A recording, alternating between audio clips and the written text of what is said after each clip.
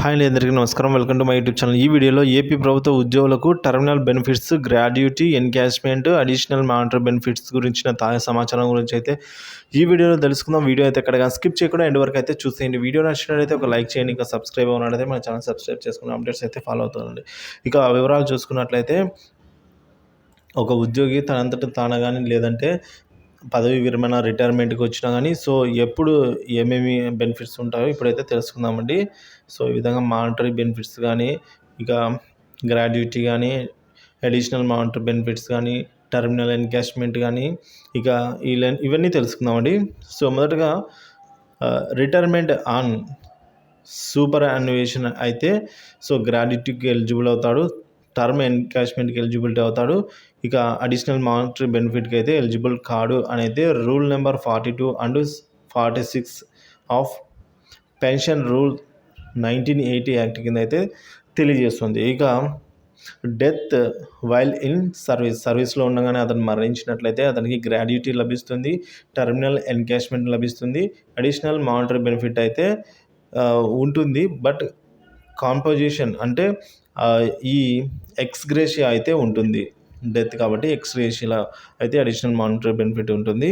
ఇదంతా కూడా rule number 46 of revised rules 1980 act ప్రకారం కింద అమలవుతుంది. ఇక అలాగే వాలంటీర్గా అంటే తనకు తానుగా వాలంటరీ రిటైర్మెంట్ ప్రకటించినట్లయితే ఆ ఉద్యోగికి సంబంధించి గ్రాడ్యుటీ అలాగే టర్మినల్ ఎన్కాష్మెంట్ కూడా ఎలిజిబుల్ అవుతాడు. కానీ అడిషనల్ మానిటరీ బెనిఫిట్కి ఎలిజిబుల్ కాడు అని అయితే rule number 43 of revised pensioners rule act of 1980 అయితే చెప్తోంది. ఇక ఏదైనా మెడికల్ రిటైర్మెంట్ తీసుకోవాల్సి వచ్చినట్లయితే అతను గ్రాడ్యుటీ మరియు టర్మినల్ ఎన్కాష్మెంట్కి రెండింటికి ఎలిజిబుల్ అవుతాడు. కానీ అడిషనల్ మానిటరీ బెనిఫిట్కి ఎలిజిబుల్ అవ్వడు.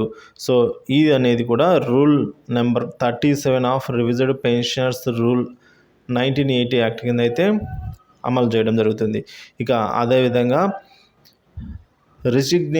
సెల్ఫ్గా రిజైన్ చేసినట్లయితే వేరే జాబ్ చేరడం కానీ ఈ విధంగా రిజైన్ చేసినట్లయితే అతనికి ఎటువంటి బెనిఫిట్స్ ఉండవు. అంటే గ్రాడ్యుటీ కానీ, టర్మినల్ ఎన్కాష్మెంట్ కానీ, monetary benefits, additional monetary benefits ఏవి కూడా ఉండవు అని చెప్పేసి rule number 26 of revised pension rules 1980 అయితే చెప్తోంది. ఇక ఫైనల్గా ఈ విధంగా చూసుకున్నట్లయితే రిమూవబుల్ ఆర్ డిస్మిస్ అయినప్పుడు కన్నా సర్వీస్లో ఉన్నప్పుడే అతను రిమూవల్ లేదా డిస్మిస్ అయినప్పుడు అతనికి ఎటువంటి బెనిఫిట్స్ అయితే అందించబడవండి. గ్రాడ్యుటీ అయితేనేమి, ఇక టర్మినల్ ఎన్కాష్మెంట్ అయితేనేమి, అడిషనల్ మానిటరీ బెనిఫిట్ ఏవి కూడా వర్తించవు అని చెప్పేసి rule number 24 of revised pensioners rule 1980 అయితే చెప్తుంది. ఈ విధంగా అయితే మనకు వివిధ కారణాల చేత రిటైర్మెంట్ కానీ రిజైనేషన్ కానీ చేసినప్పుడు బెనిఫిట్స్ అయితే terminal benefits such as gratuity, terminal leave encashment and additional monetary benefits payable to the employees in various type of cautions అంటే వివిధ రకాల కారణాల చేత ఉద్యోగం మానేసినట్లయితే ఈ విధంగా అయితే ఉంటుంది.